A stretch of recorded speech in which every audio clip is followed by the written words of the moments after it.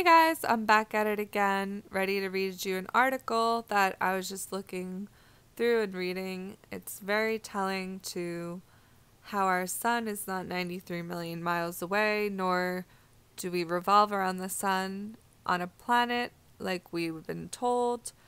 And I just thought this was a really awesome flat earth proof written in a really short and simple article. It's an experiment that you could do for yourself to prove that the sun is a light 32 miles across.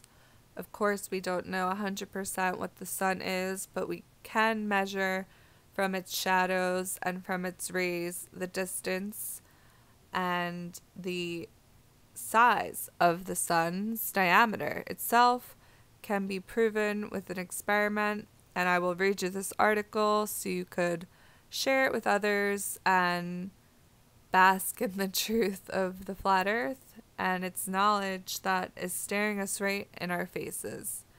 Literally, the light and the shadows on our earth are very telling, and I'll just go ahead and read this for you guys. So I'll post the link in the description as well if you don't like my voice. I know some of you out there can't stand to listen to me, but for those who want to, I'll just go ahead and read it for you. This is written by the International Flat Earth Research Society back in December 1978. Sun is a light 32 miles across. Dr. Robertson, one of our British members, made the discovery and conducted this experiment to prove from a practical common sense, demonstrated and demonstratable experiment the sun is 32 miles across. See the difference in our methods to the absurd childish games of theoretical physics, the crude burlesque comedy satire on sanity called Einstein or fairy tale fable physics. In fable physics, also called science, you discard mere facts and just say anything.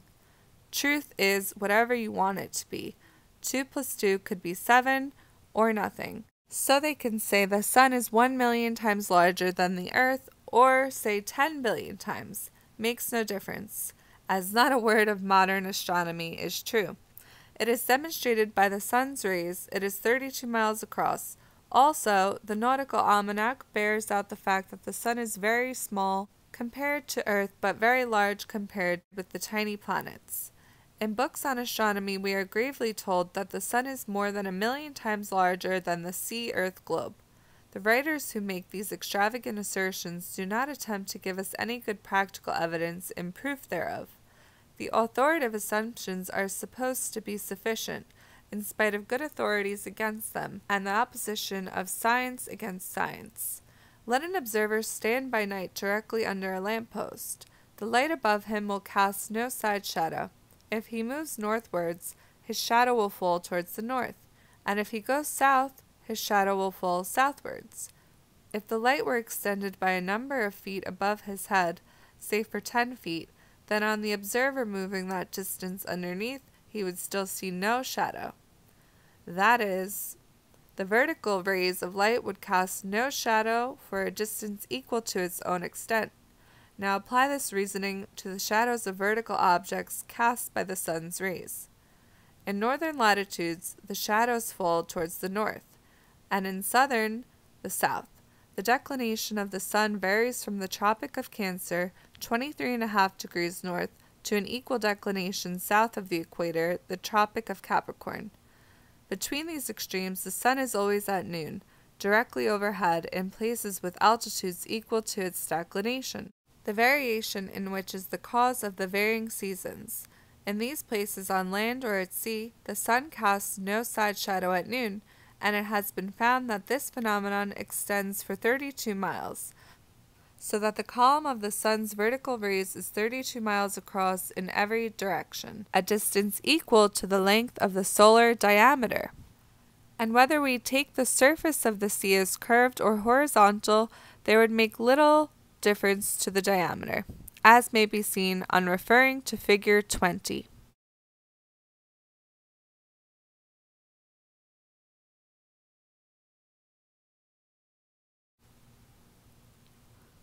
Diagrams and arguments demonstrate that the diameter of the sun is only 32 miles across. Thus, the sun is a small body as compared with the size of the earth. Yet as compared with the planets, it is a giant, and as the psalmist says, a giant rejoicing to run his race. The nautical almanac bears out the truth of the sun's comparatively small size. It gives the sun's semi-diameter 16 minutes of a degree.